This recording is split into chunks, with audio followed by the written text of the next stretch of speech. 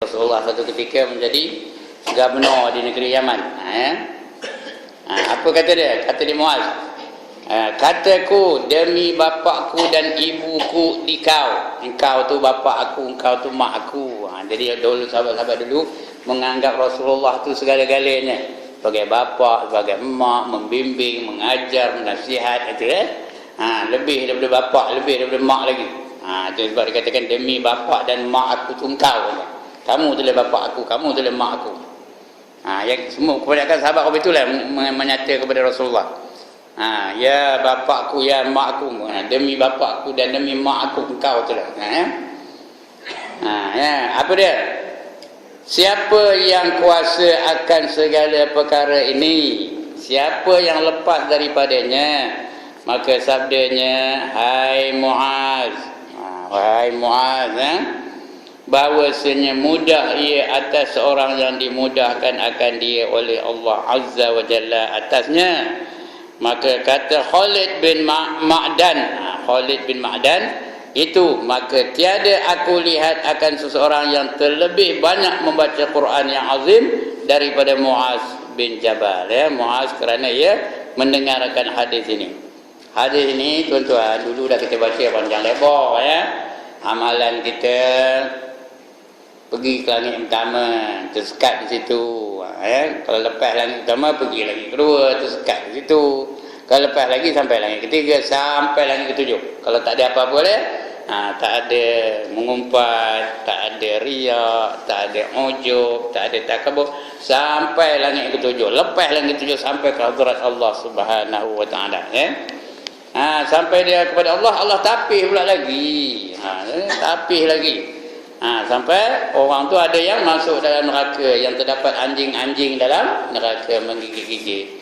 Dengar itu dia Muaz nangis tu. Sebelum dia menceritakan hadis tu menangis dia berdengu-dengu, ngobak. Tahu ngobak?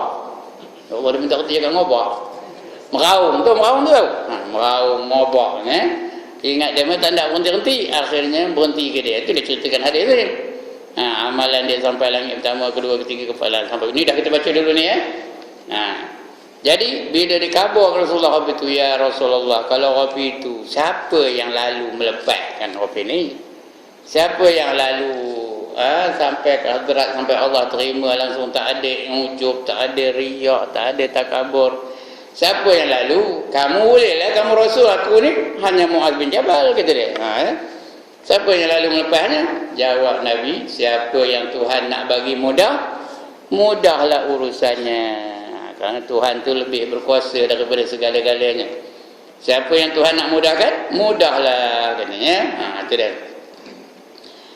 Maka kata Khalid bin Ma'dan, ini seorang sahabat lain namanya Khalid bin Ma'dan, maka tiada aku lihat akan seorang yang terlebih banyak membaca Quran yang azim, Al-Quranul Azim itu Quran yang besar, selain daripada Muaz. Dia dengar itu, dia baca Quran kerjanya. Tadi tak ada lagi. Tak ada orang yang menandingi Muaz bin Jabal dalam rajinnya membaca Quran kerana mendengar hadis Nabi sallallahu alaihi wasallam tadi. Suruh buat ini, maka dialah yang yang mengikut apa yang dipesankan oleh Nabi sallallahu alaihi wasallam. Dan kata Imam Ghazali pula rahimahullah taala, fata'ammala ayyuhar raghib fil ilmi wal amali hadhihi al khisali wa'lam anna a'zamal asbabi fi rusukhi hadhihi al khaba'isi fil qalbi talabul ilmi la ajlil mubahati wal munaqashati fal ami bima'zili an kasri hadhihi al-khisalu wal mutafaqahu mustahdifun laha wa huwa mu'arradun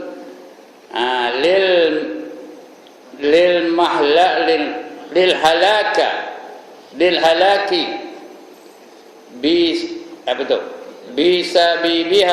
bisabibaha fanzur ayya umurika ahamma an tata'allama kaifiyatal hazari kan hazuri ya hazari ke hazuri min hadhil muhlikati wa tashtagila bi islahi qalbika wa imarati akhiratika amil ahammu an tahuda ma'al khaidina. Lagi apa? Fahatluba fatatluba ya fa ya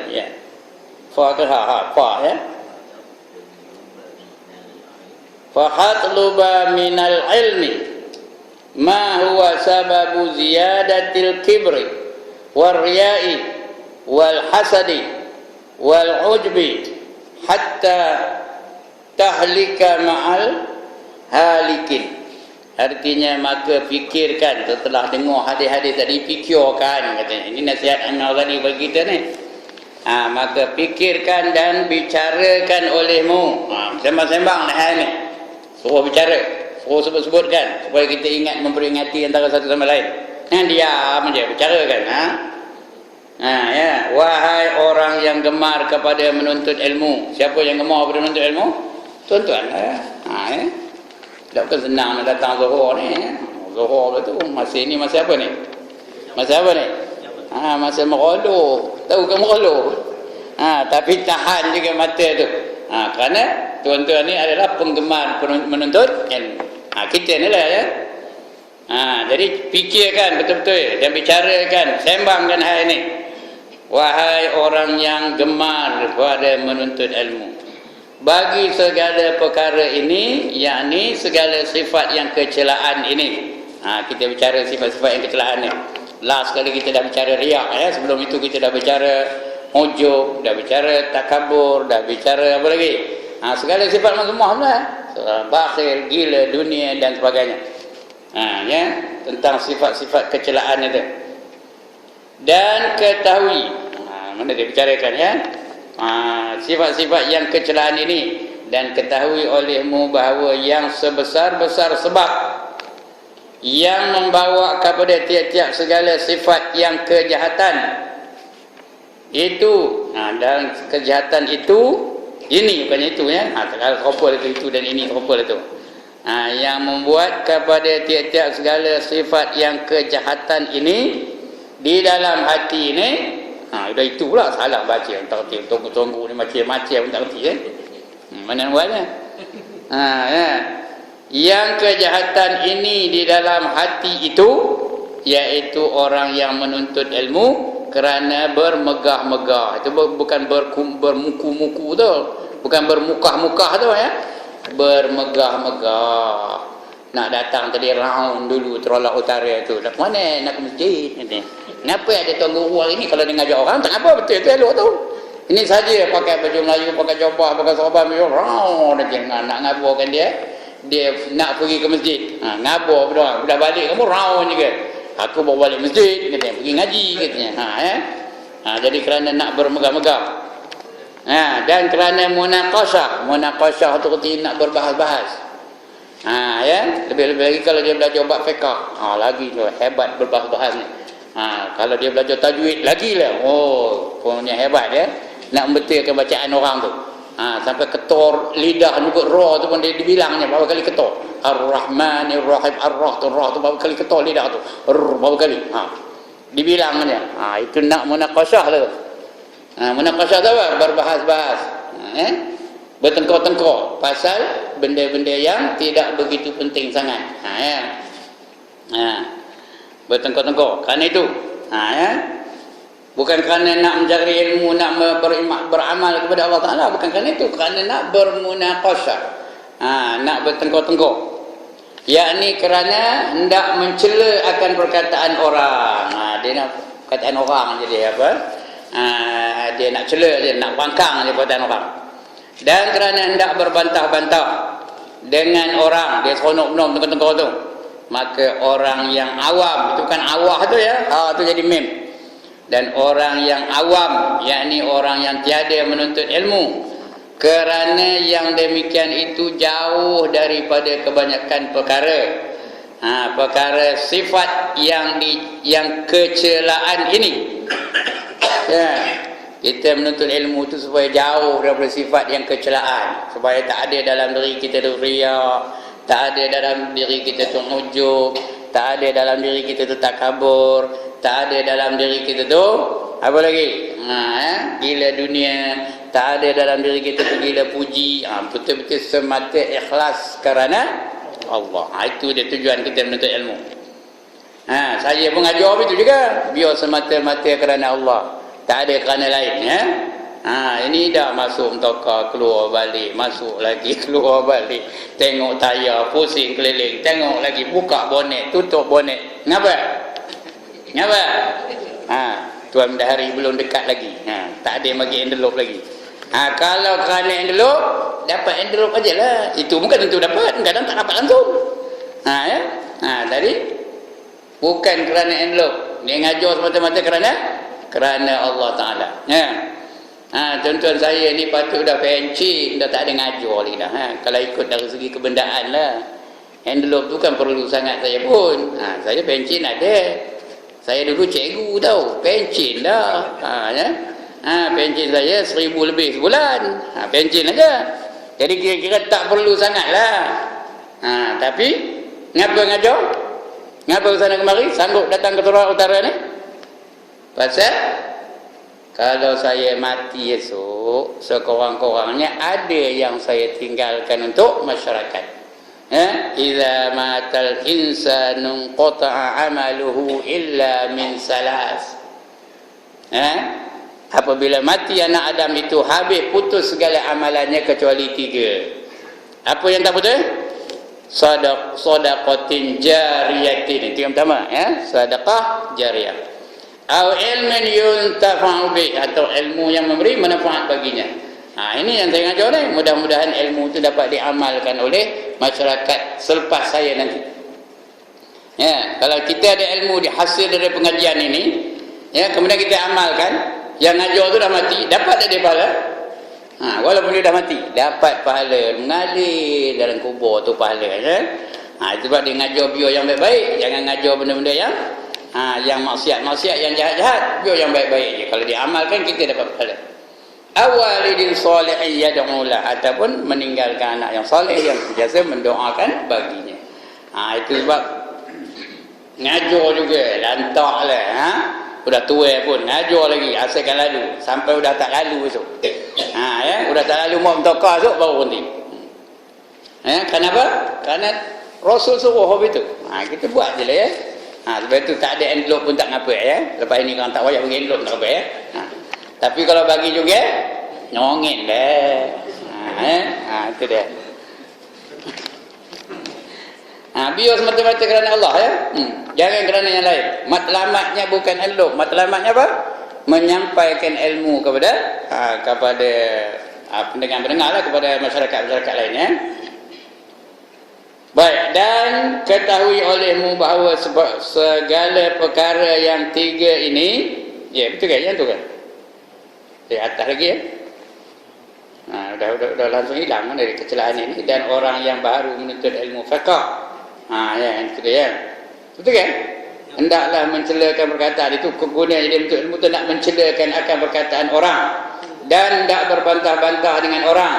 Maka orang yang awam, yakni orang yang tiada menuntut ilmu, kerana yang demikian itu jauh daripada kebanyakan perkara sifat yang kecelaan. Orang yang tak ada menuntut, tak adalah sifat kecelaan tu.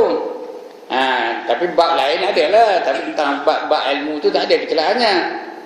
Dan orang yang baru menuntut ilmu fiqh, ini bahaya ni, baru menuntut ilmu fiqh, nengok orang je macam mana orang tu semayang, dia ni batal semayangnya, takbiratul ihramnya tak betul, dan sebagainya, tahiyatnya tak betul. Dia nampak je kesalahan orang, tapi kesalahan diri dia tak nampak kesalahan orang aja. Ada tak orang kau begitu? Tuan-tuan, ada tak orang yang begitu? Nampak aja kesalahan orang, kesalahan diri dia tak nampak. Itu yang dimurkai oleh Allah tu. Iaitu yang dilontarkan akan dia bagi segala sifat yang kecelaan. yang dilontarkan tu dicampak kepada dia sifat yang kecelaan. Yakni orang yang baru menuntut ilmu fiqh itu kebanyakan ia bersifat dengan kecelaan. Pasal dia tak ada tasawuf. Dia kira fiqh saja. Itu yang nengok salah orang aja tu. Yang tersebut di dalam bab yang keempat ini. Ini bab sifat-sifat kecelaan itu ya. Dan iaitulah yang mendatangkan bagi binasa. Apa binasa?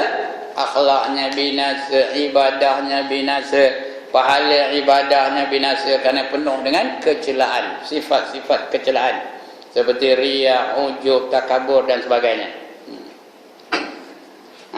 Iaitulah yang mendatangkan bagi binasa dengan sebab segala sifat ini. Maka telik olehmu, telik itu artinya tengok betul-betul.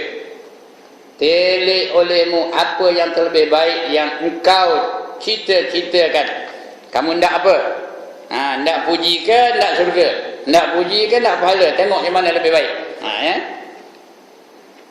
Akan segala perbuatanmu yang engkau menuntut kaifiat memelihara daripada yang membinasakan ini. Ini yang kita ngaji ni, baca-baca ni supaya jangan ada riak macam mana, supaya jangan ada takabur macam mana, supaya jangan ada ujub macam mana. Ada ubatnya. Setiap penyakit tu ada ubatnya. Ada dua je penyakit tak ada ubat. Yang pertama tua, yang kedua mati. Yang lain semua ada ubat. Kaifiat memeliharakan daripada yang membinasakan ini dan membimbang engkau dengan membaikkan akan hatimu. Patutnya kita risau nak baik hati kita ni, nak betulkan niat kita, nak ikhlas semata-mata kerana Allah. Bimbang pada tu, sentiasa memikirkan tu. Dan membaikkan akan akhiratmu. Antara dunia dan akhirat kita mesti pentingkan akhirat dulu daripada dunia. Atau yang terlebih baik engkau bercita-cita bahawa engkau masuk serta orang yang masuk di dalam membinasakan akan mereka itu, dan engkau tuntut daripada ilmu yang iaitu sebab bagi menambah akan kibir. Ini jangan. Yang terlebih baik engkau cita-cita bahawa engkau masuk serta orang yang masuk di dalam yang membinasakan akan mereka itu. Artinya kita menuntut supaya kita kenal. Kita kenal yang ini takabur, yang ini ujub, yang ini riak. Itu maksudnya. Kerana kalau tak kenal, kita tak sedar kita tu ada penyakit itu. Jadi biar kita mengaji itu supaya kita nampak, kita sedar dalam diri kita tu ada riak, ada ujub dan sebagainya. Iaitu sebab bagi menambah akan kibir. Kibir tu apa? Rasa takabur. Menambah. Kadang-kadang kita bukan sedar kita takabur tu. Termasuk tuan guru juga kadang-kadang tak sedar dia takabur tu. Tengah ngajar Terolak Utara ni, tengok ramai balik ke kampung tu, Karang balik kampung ya. Dia mencerita, semalam tadi kita mikir teman ngajar di Terolak Utara punyalah ramai orang katanya. Padahal tu apa? 10 orang baru. Tapi kerana tak kebor tadi cerita jugalah ya. Begitulah. Dan riak dan hasad dan ujub hingga binasalah engkau serta orang yang binasa. Kalau dia berkawan dengan orang jahat, jahatlah dia. Kalau berkawan dengan orang takaburlah dia. Kalau berkawan dengan orang ujublah dia. Kalau berkawan dengan orang riaklah dia. Kerana memang ada apa itu. Bila dia berkawan dengan satu kumpulan tu, dia lambat laun akan terpengaruh dengan kumpulan itu. Sebab itu kita kena cari kawan-kawan yang membawa kepada syurga saja. Berkawan ni cari, pilih betul kawan-kawan, jangan pakai harung aja. Kadang-kadang dia tu kita ingat baik, rupanya dia ngajak kita masuk neraka. Mohlah kita tengok wayang katanya. Ayah aku tak ada duit kata kita ya. Yuk saya belanja katanya. Dia pun beli tiket untuk kita. Entah. Kita pun masuklah wayang. Ada cerita apa? Cerita apa? Cerita warisan jari hantu namanya. Kita menengoklah dalam tu, adalah lagu tu, that's the way I like it. Kita ngangguk aja. Padahal dia ngajak kita masuk syurga ke masuk neraka? Masuk neraka ya. Jadi kita tengok kawan siapa yang patut kita berkawan. Orang yang mengajak masuk syurga ke orang yang mengajak masuk neraka. Dan sebagainya. Ini nak tengok baik-baik ni kata Imam Ghazali ya. Binasalah engkau serta orang yang binasa. Jadi sama-sama lah nanti akan masuk ke dalam neraka. Sama-sama binasa. Dan lagi kata Imam Al-Ghazali rahimahullah ta'ala, wa'lam anna hadhihi al-khisala al-masalasa min ummahati khaba'isil qalbi walaha maghrasun wahidun wa huwa hubbud dunya walidzalika qala Rasulullah sallallahu alaihi wasallam hubbud dunya ra'su kulli khati'ah wa ma'a hadza fad dunya mazra'atul akhirah faman akhadha minad dunya biqadari darurati yasta'ina bihi ala al-akhirati fad dunya mazra'atuhu wa man arada ad-dunya liyatana'ama biha fad dunya mahlakatuhu. Mahlakatuhu itu yang membinasakan. Artinya, dan ketahui olehmu bahawa segala perkara yang tiga ini, iaitu riya, ujub dan takabur hasad, tiga ya. Iaitu riya dan ujub dan hasad itu iaitu daripada ibu segala sifat kejahatan. Mengapa orang gaduh? Pasal riya, pasal nunjuk-nunjuk. Ya, mengapa orang bermusuh? Pasal hasad dengki. Masing-masing merebut jawatan, masing-masing merebut harta. Mengapa orang ngumpat? Dia nengok orang tu, dia ngumpat. Nengok orang tu berbuat harta. Dia mengumpat lah anu. Udah berdosa. Padahal bukan dia kena-mena dengan dia. Ya. Kiaskanlah apa-apa peristiwa yang berlaku dalam negara ni. Ada tak orang ngumpat? Ngumpat pemimpin ada tak? Ada. Kenapa? Dia melakukan perkara yang disebabkan oleh hasad, oleh riya, oleh ujub dan sebagainya. Jadi orang lain tak pasal apa dapat dosa. Ngumpat dia lah. Memberi contoh yang tak betul bagi dia lah dan sebagainya. Yang ni riya dan ujub dan hasad, iaitulah daripada ibu segala sifat. Ibu segala sifat yang kejahatan. Ya, ra'su kulli khati'ah kata Nabi ya. Hubbud dunya ra'su kulli khati'ah. Ya, kepala segala kejahatan. Apa dia? Hubbud dunia. Hubbud dunia itu apa? Kasihkan dunia. Di dalam hati kejahatan tu, kejahatan dalam hati lah.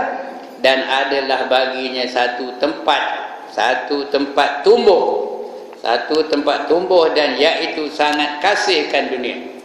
Itu tempat tumbuh kejahatan tu. Dia menumbuhkan kejahatan. Kenapa? Kasihkan dunia. Itu penyakit akhir zaman.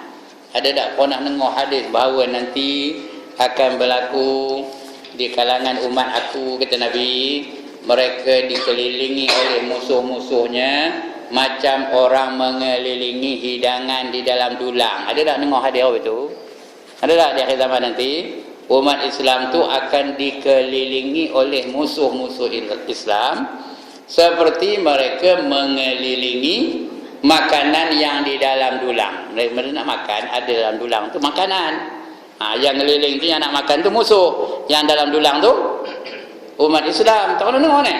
Takkan tak pernah dengar ya. Baca dalam 40 hadis tanda-tanda akhir zaman. 40 hadis menceritakan hal akhir zaman. Ada situ. Ya, umat Islam akan diperlakukan oleh musuh seperti mereka mengelilingi makanan yang di dalam satu hidangan. Kita nak makan, ya, makan dalam tanah, makanan tu dalam talam. Kita pun keliling le talam tu nak makan. Apa kita buat kepada makanan tu? Apa kita buat kepada makanan tu? Tengok je ke? Apa kita buat? Kepek, ramai. Lagi? Lagi apa? Kalau ada tulang, apa buat tulang tu? Ketuk tulang tu. Kalau ada daging, apa buat? Ambil pisau, herih daging tu. Betul? Kalau ada timun, apa buat? Ambil garpu, cucuk timun tu. Begitulah buat segala-galanya terhadap barang makan tu. Kita hari ni kopi tu lah. Ya, musuh-musuh mengelilingi kita macam orang yang mengelilingi barang makan dalam dulang, dalam talam tu ya. Macam itulah. Nak diketuk-ketuk, nak ditampur-tampur, nak ditembak-tembak, nak ditikam-tikam, nak dipukul-pukul. Ya ke dah? Ada banggangan? Ya ke dah? Saya tengok apa yang berlaku kepada umat Islam di Palestin. Apa nak dibuat, dia buatlah. Nak tembak-tembak, nak cincang-cincang, nak dipenjarakan, penjaralah. Suka hati demo aja. Begitu juga umat Islam di Kashmir, umat Islam di mana lagi? Di Burma, Rohingya tu duduk di Burma, mereka kira pendatang asing lah ketika itu. Orang Burma tak nak bagi mereka itu kerakyatan. Jadi dibunuh oleh orang-orang Burma tu. Bukan seorang-seorang, tuan-tuan. Satu kampung sekali bunuh, tahu, bersusun-susun mayat orang Rohingya tu. Orang Islam tu bersusun-susun, campak ke tepi sungai. Siapa ada komputer tahu, cari internet.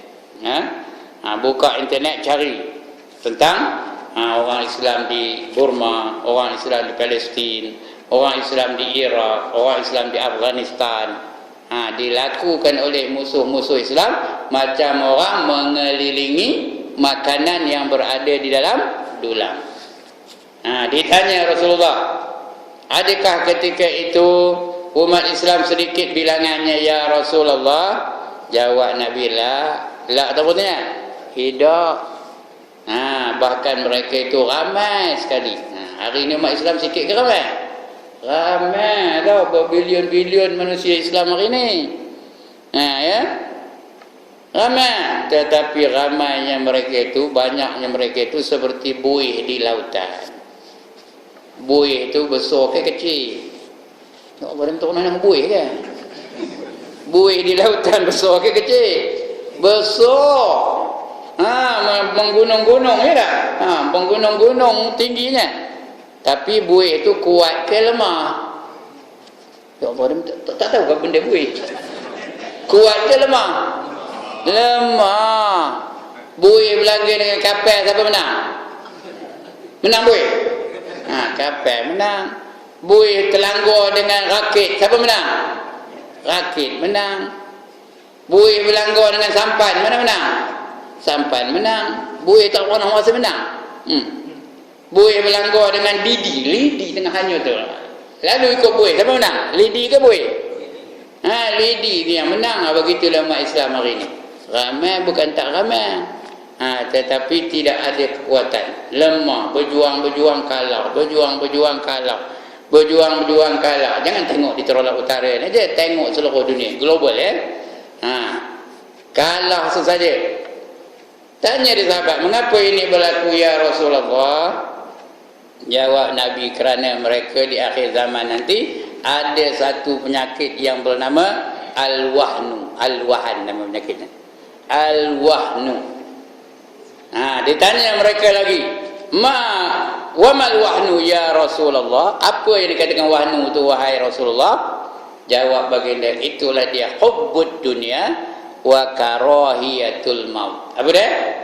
Kasihkan dunia dan takut mati. Itu penyakit kita akhir zaman. Termasuk orang cakap penyakit itu juga. Hubbud dunia wa karahiyatul maut. Itu yang berlaku hari ini.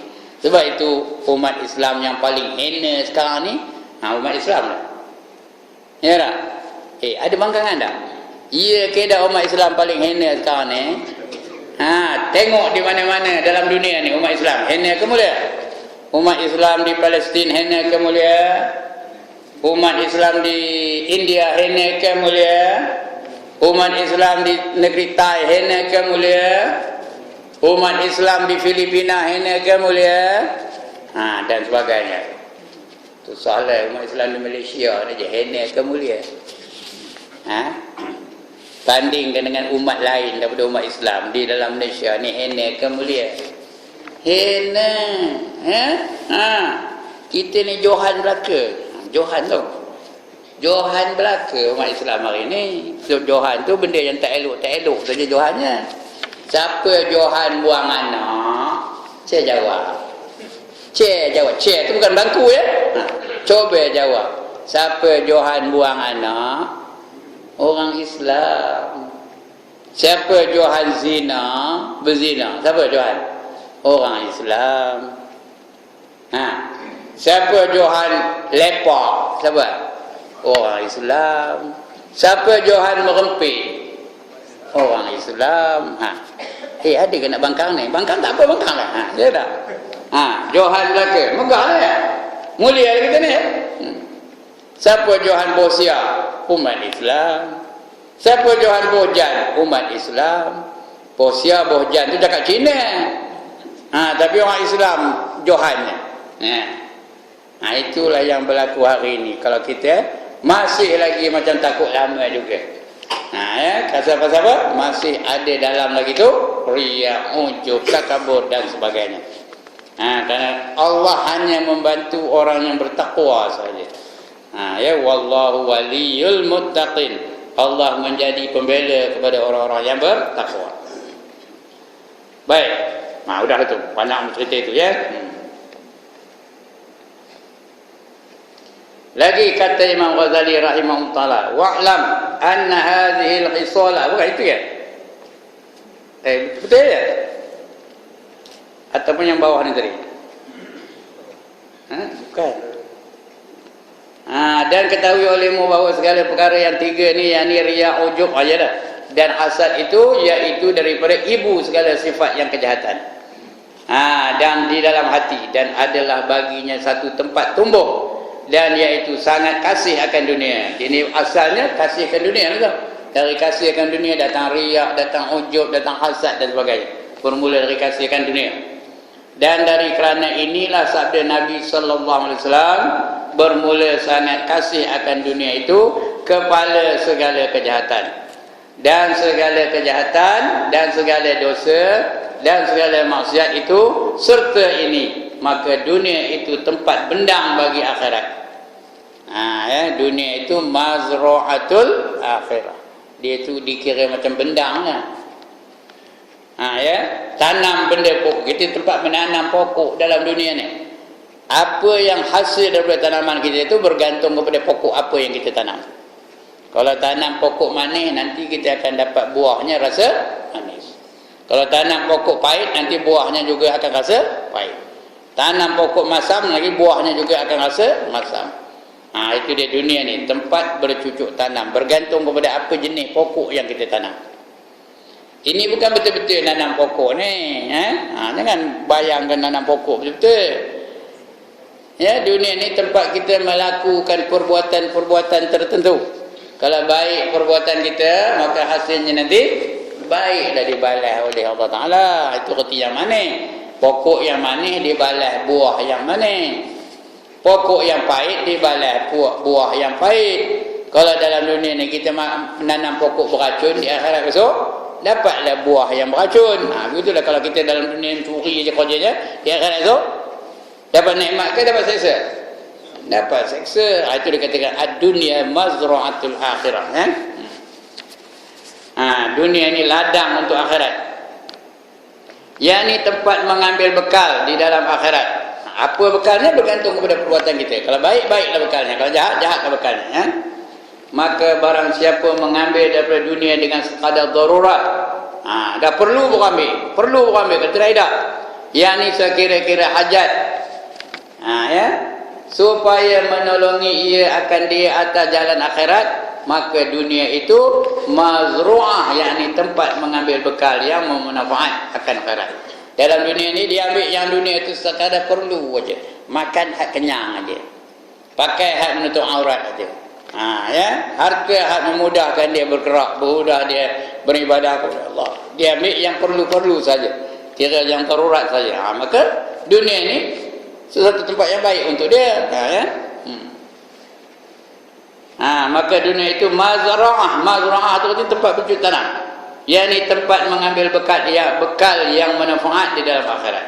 Dan barang siapa menghendaki akan dunia kerana bersedap-sedap, makan nak sedap, pakai nak elok, entokah nak laju, dan nak bersedap-sedap aja, Ngajar mesti di hotel. Masjid ni tak main dah.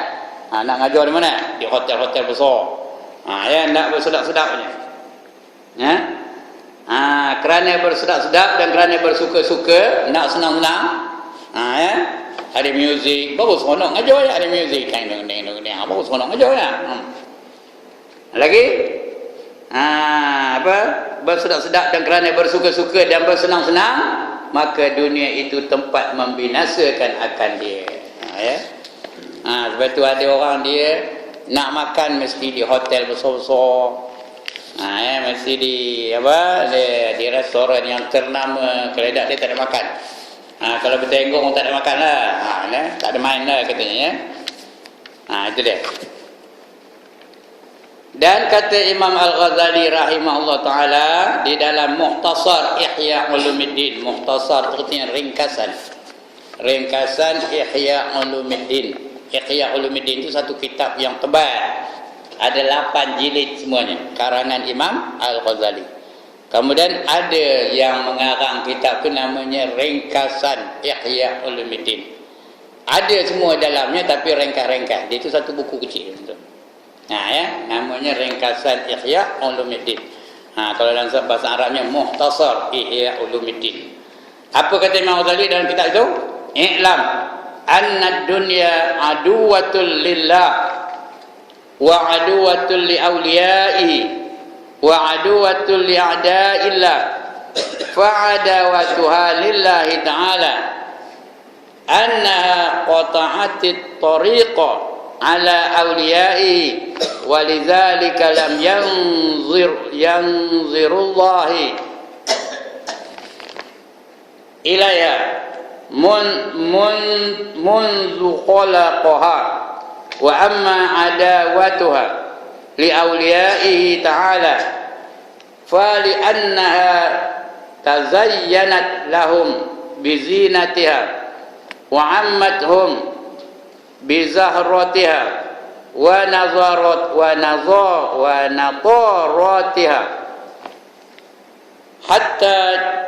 hatta tajarra'u mirarata sabri fi maqati'iha wa amma adawatuha wala adwa illahi fali astizrajiha lahum bimakriha wa makinatiha waqtihadaha lahum bisyabtiha hatta wasiqu biha wa da'aw walau 'alaiha faqadalathum ahwaju ma kanu ilaiha. Artinya ketahui olehmu bahawasanya dunia itu seteru bagi Allah. Allah memusuhi dunia ni, tapi Allah jadikan juga dunia ni untuk kita. Kalau tak ada dunia ni susahlah kita hidup pun ya. Nak ada dunia ni, nak ada matahari, nak ada bulan, nak ada ayun, nak ada udara, nak ada emas, nak ada perak, itu dunia. Untuk menyenangkan kita hidup. Tapi jangan kita kemaruk benar dengan dunia, kerana Allah bukan suka benar. Itu sebab dalam hadis lain disebut, kalaulah dunia ni ada nilai di sisi Allah seberat timbang sebelah sayap nyamuk, beratnya seberat timbang sebelah sayap nyamuk. Sebelah sayap nyamuk mana berapa kilo? Kalau ada lah nilainya apa itu di sisi Allah, nescaya orang kafir tu takkan dapat minum air walaupun seteguk air pun dia tak dapat. Kalau ada nilai lah dunia ni di sisi Allah. Tapi kerana tak ada nilai, dibiarkan Tuhan ambil kamu dunia ni, ambil kamu, lantaklah kamu biar. Tak ada apa masalah bagi Allah Subhanahu wa ta'ala. Pasal dia tak ada nilai. Coba kalau ada nilai, seteguk air pun dia tak dapat minum. Sekarang mengapa dapat? Kerana dia tak ada nilai. Macam lalang. Lalang ada nilai tak? Kalau ada orang datang bawa guni ngambil lalang tuan-tuan, adakah yang bawa parang ngejor ni? Ngapa kamu curi lalang aku ni? Kejar ada tak? Apa kata kita dengan apa dia? Esok datang lagi ambil lagi pasal apa? Pasal apa? Pasal lalang tak ada harga. Itu sebab tuan-tuan, kalaulah lalang ada harga, maka orang Melayu lah yang paling kaya di dunia. Lantak faham idak-idak dah. Jadi oleh kerana tak ada harga, sebab itu orang Melayu tidak jadi yang terkaya di dunia. Cuba kalau ada harga lalang tu mahal lah, RM1 sekilo jadilah macam. Berapa kilo seorang dapat dari rumah tu? Tapi tak ada harga. Begitulah dunia ni di sisi Allah Subhanahu Wa Taala, langsung tak ada nilai. Tapi Allah tahu bahawa manusia perlukan dunia. Jadi kita dibolehkan juga mengambil dunia. Bukan salah tapi sekadar hajat semata-mata. Harta bukan salah harta tu. Jangan kerana harta kita gagal daripada mengingati Allah. Ingat peringatan dari Allah. La tulhikum lagi amwalukum lagi wala auladukum an zikrillah. Tak nak kena dengar ayat ni. Ya ayyuhallazina amanu la tulhikum amwalukum wala auladukum an zikrillah. Wahai orang-orang yang beriman, janganlah kerana ahli-ahli kamu, harta-harta kamu, anak-anak kamu menyebabkan kamu gagal daripada mengingati Allah Ta'ala. Jangan kerana ahli kita gagal nak beribadah kepada Allah, jangan kerana harta kita gagal daripada mengingati Allah, dan jangan kerana anak-anak kita gagal untuk mengingati Allah. Ini Allah bagi amaran kepada kita ni. Dunia bukan salah, tapi jangan kerana dunia gagal kita beribadah kepada Allah Subhanahu Wa Taala. Ambil dunia sekadar hajat, sekadar keperluan sahaja. Allah pun suruh, fa iza qudiyatis shalah fantashiru fil ard wabtaghu min fadlillah. Apa katanya?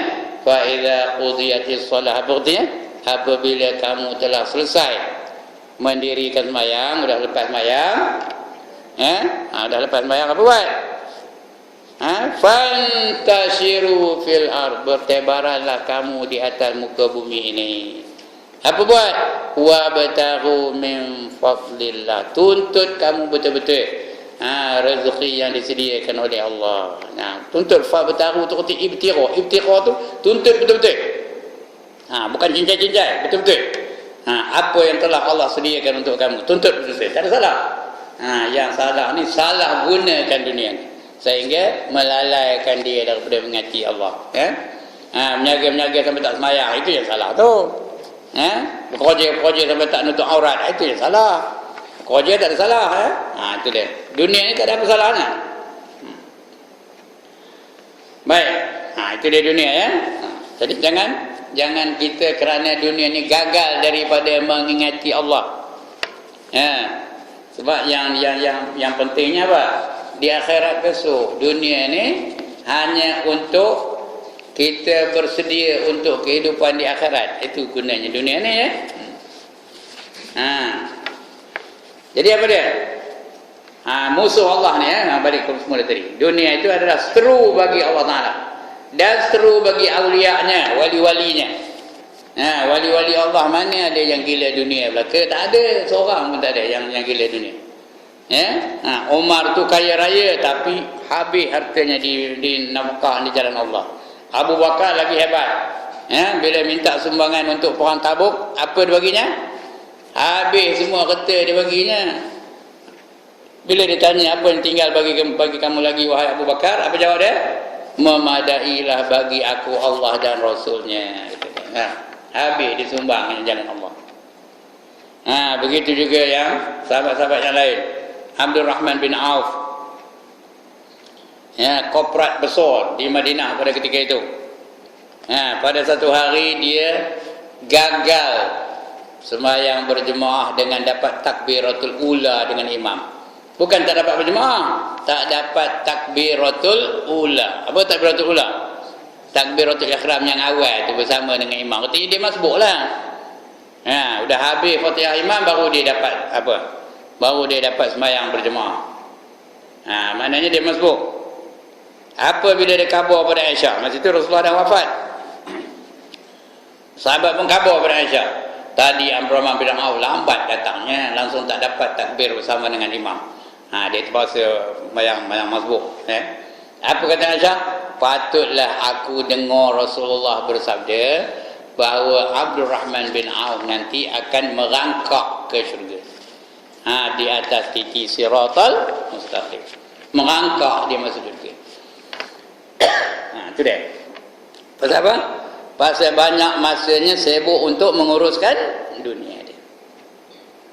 Itu Abdurrahman bin Auf, sahabat besar tu. Dijamin masuk syurga tanpa hisab tu. Kita kalau dia pun merangkak, kita macam mana agaknya? Dia pun merangkak. Sebab itu di kalangan sahabat, dia lah yang paling akhir masuk syurga. Di kalangan sahabat, bukan dia lebih kemudian dari kita. Kita tak masuk buk, tahu tak masuk buk? Di kalangan sahabat, dia yang terakhir sekali. Kenapa? Dia banyak masanya terbuang untuk menguruskan dunianya. Itu dia tuan-tuan. Jadi seteru bagi aulianya dan seteru bagi Allah Ta'ala. Maka makna seteru ia bagi Allah Ta'ala itu bahawa sebenarnya memutuskan dia akan jalan kepadanya. Dunia ni menghalang kita daripada menuju kepada Allah Ta'ala. Ada halangannya. Macam ada orang tak ngaji hari ni, ada halangannya. Menantu balik lah. Lagi apa? Motor tak mau start lah. Macam-macam lah halangannya. Itu yang tak dapat ngaji tu. Anak balik lah. Ya? Ada kan? Kadang-kadang ada nak buat parti hari jadi lah. Itu yang tak datang. Ada parti hari jadi dan sebagainya. Itu semua menghalang kita daripada mengingati Allah Ta'ala. Itu yang kata seteru bagi Allah tu. Kenapa? Dunia ni menghalang kita daripada mengingati Allah. Dan dari kerana demikian itu tiada menilik Allah Ta'ala kepadanya. Tuhan tak tengok. Bukan